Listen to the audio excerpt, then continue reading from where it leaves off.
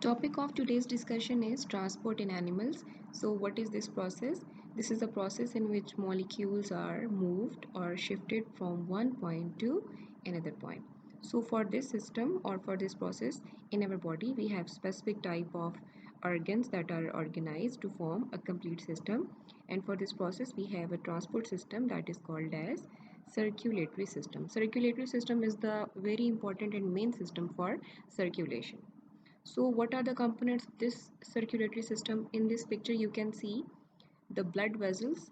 These are showing in the color of red and blue. It means blood is the first component of this system.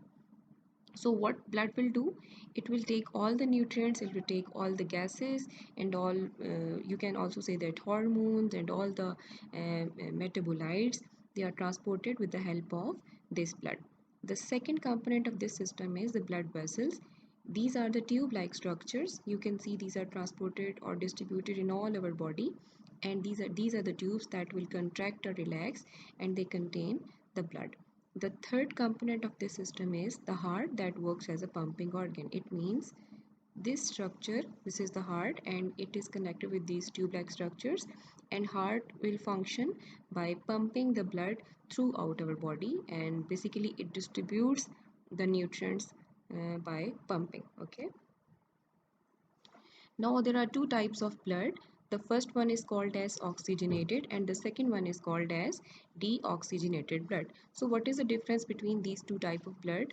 When oxygen is added to the blood with the help of lungs, the blood is called as oxygenated blood. And when there is low amount of oxygen and more amount of CO2, the type of blood is called as deoxygenated blood. For example, this is a simple diagram. If you say these are the lungs and these are the other part of the body, and the blue color and the red color is showing the circulation of the blood. For example, if I say the red color of the blood that is coming and going from this part of the heart, it means this blood is called as oxygenated. Why it is called as oxygenated? Because it is coming from lungs. Okay. The next is deoxygenated blood. If I say the blue color that is coming from the body, it means it is coming from the body after several processes, and in this blood the oxygen is very low and CO2 is high. It means this type of blood that is returning from the body and it is collecting inside the heart, that type of blood is called as deoxygenated blood. So we have discussed two type of bloods. The one is oxygenated and the other one is called as deoxygenated blood. So very interesting thing about our heart that it receives both type of blood at the same time. Okay, so you can see here separate components are present, separate, you can say that separate areas are present for the receiving of these two different type of bloods. Now the next component we mentioned was blood vessels. So these are tube-like structures that are distributed in our body.